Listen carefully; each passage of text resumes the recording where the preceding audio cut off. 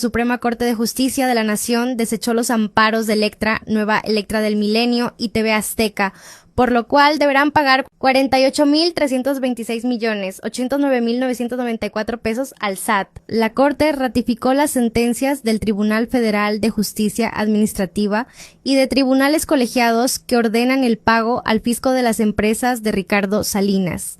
Al empresario le quedan pendientes 2 juicios más. Robar se dice ichteki. Robar algo sería tlachteki. Tlachteki, ¿sí? Tlachtekini sería el que roba algo, el ladrón, ¿verdad? Vamos a conjugarlo en tiempo presente. Neh ahmo ni tlachteki. Neh ahmo ni tlachteki. Teh ahmo titlachteki. Teh ahmo titlachteki. Yeh, Salinas Pliego, quema tlachteki. Yeh, quema tlachteki. Tewan ahmo titlachteki. Tewan ahmo titlachteki.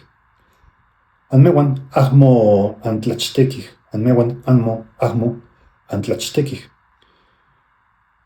Yewan quema tlachteki. Quema tlachteki.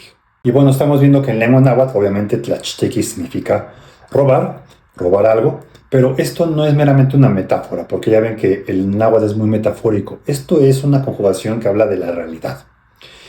Y precisamente es lo que algunos empresarios hacen cuando con poder y privilegio dejan de pagar impuestos que pertenecen meramente al pueblo. Es decir, deber 48,000 millones de pesos al SAT no es un error, es un acto simbólico de despojo moderno.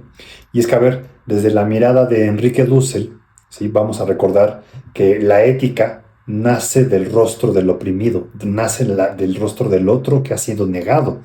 La pregunta aquí es, ¿qué rostro puede ser más que la del obrero que sí paga impuestos?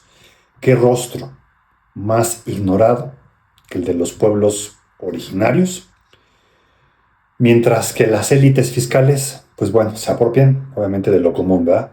Robar al Estado es robar al pueblo, es quitarle escuelas, es quitarle salud, es quitar justicia histórica. Y desde Walter Benjamin, uno de los autores que también abordamos mucho aquí en la BCMC, es precisamente que la historia la escriben los vencedores, pero el rastro de su saqueo está en cada factura que no se paga, en cada deuda millonaria que queda impune, puesto que hoy el capital no necesita armaduras, ¿verdad? Hoy el capital, pues, tiene abogados, tiene jueces, tiene redes sociales. Su impunidad, en realidad, es el mito de la modernidad, de los nuevos dioses del dinero. Y bueno, vamos a estar insistiendo en que debemos descolonizar el saber y el poder. Y eso incluye denunciar cómo las estructuras del Estado han sido capturadas por las élites que no solo no hablan las lenguas originarias, ¿verdad? Sino que siguen saqueando, pues, sus territorios, sus presupuestos y su futuro. Hay una temática muy interesante que es la del amo que se disfraza como víctima, y eso lo vemos desde Nietzsche muy marcado, es decir, esta moral de los amos que terminan creyéndose víctimas cuando se les exige justicia, puesto que no es lo que se les ocurre a ciertos magnates, ¿verdad? Que se dicen perseguidos por el Estado, cuando en realidad deben miles de millones al pueblo.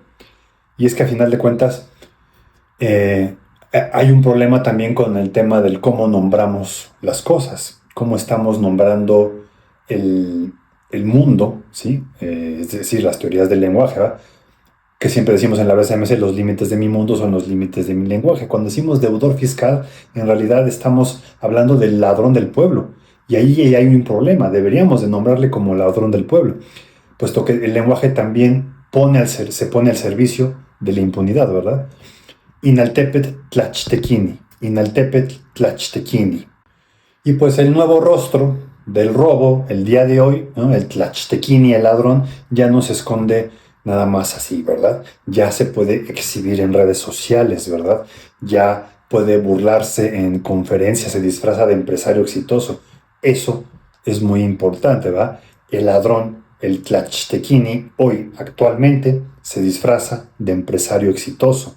No toca Toteque Escalante, Macamo Xiquilcahuaca, K. Salinas Pliego, Agmo San Deudor Fiscal.